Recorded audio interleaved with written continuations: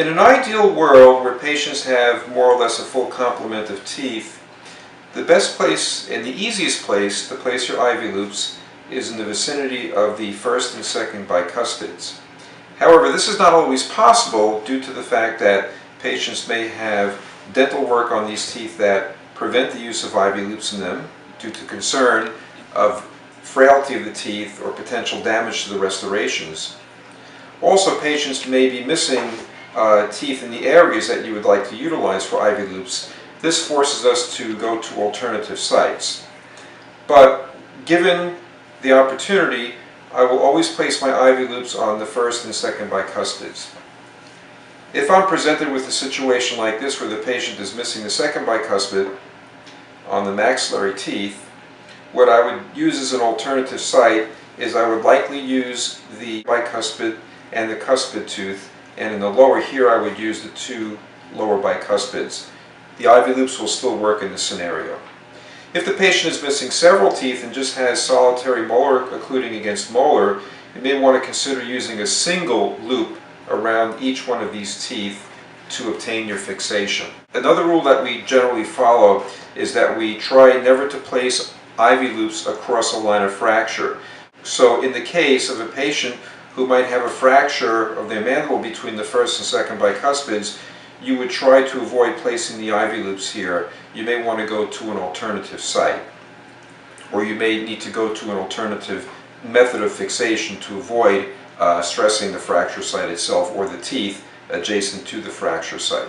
The choice of where to place the ivy loops, however, requires a certain amount of clinical judgment, and if you ever have a question, you should always consult with your attending. This is the standard tray that I use for application of ivy loops. Starting here, we have a dental explorer, a wire cutter, a gauze director, a mosquito hemostat, 2 wire twisters, a Bart Parker handle with a measurement scale on it, a Sweetheart tongue retractor, 2 Minnesota retractors, 2 bite blocks, preferably child size, and 26 gauge wire, as well as a syringe for local anesthesia administration, prefabricated ivy loops so that you don't spend any time during the procedure fabricating loops, and of course dental suction. To form an ivy loop, the first thing that you do is you take a piece of 26 gauge stainless steel wire and cut a length of it of approximately 20 millimeters, being careful to always hold the loose end of the wire as you're cutting it so it does not fly into the patient's face. To form the initial ivy loop, have an assistant grab an explorer and take your length of wire that you just cut and bend it in 2 over the explorer, then give it 2 1/2 turn clockwise turns.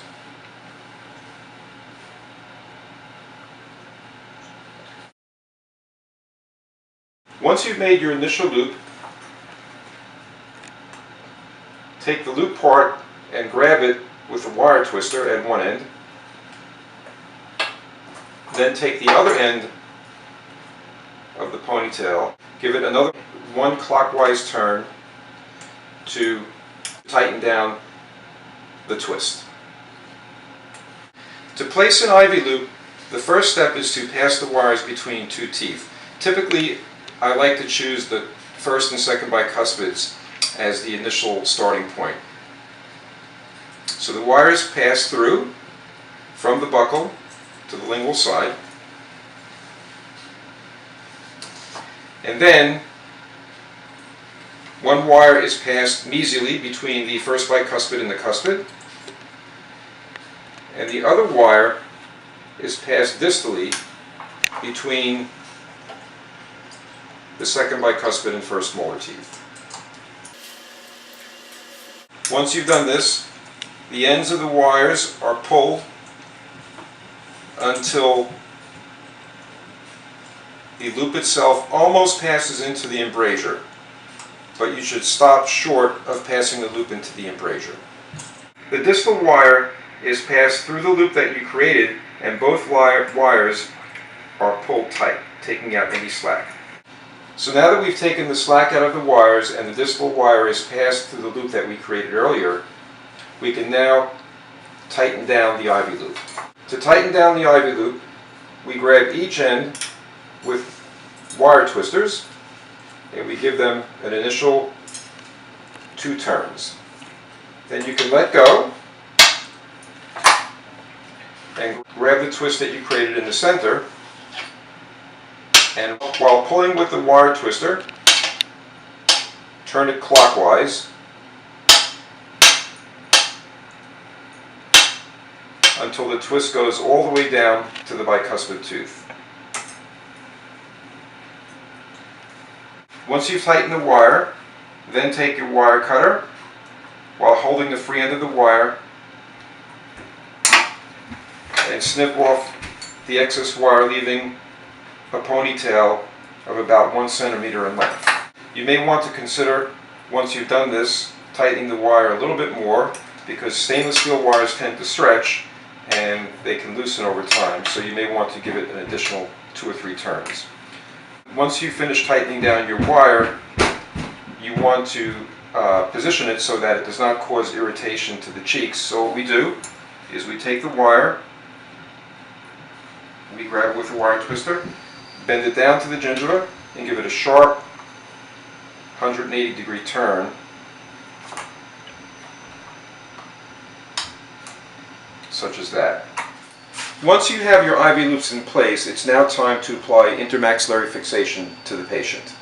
To do this, we will place another wire through the loops themselves and then tighten it down to place the patient into centric occlusion. Take another length of 26 gauge stainless steel wire and cut a piece approximately 15 centimeters long. Then, using a hemostat, place a very, very sharp J curve at the end of the wire, such as this. If you'd like, you can do this at both ends of the wire.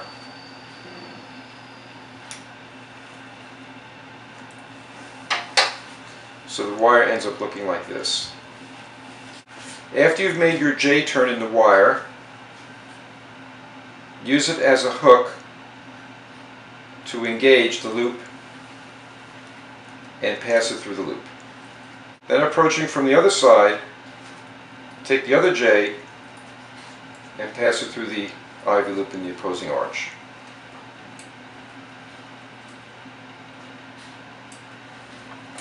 Pulling that through. So you end up with a situation where the wire is now passing between the upper and the lower ivy loops, and it's ready to now be tightened down. Once you have your inter-arch wire in place, you can start to twist. Try and place the braid at about the level of the plane of occlusion. You can place 2 or 3 initial turns into the wire.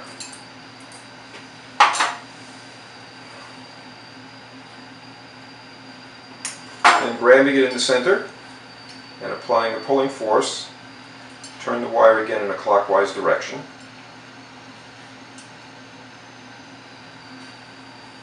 Once you feel that it's tight,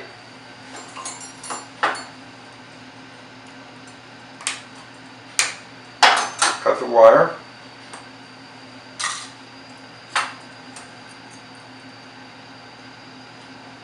and cinch it down.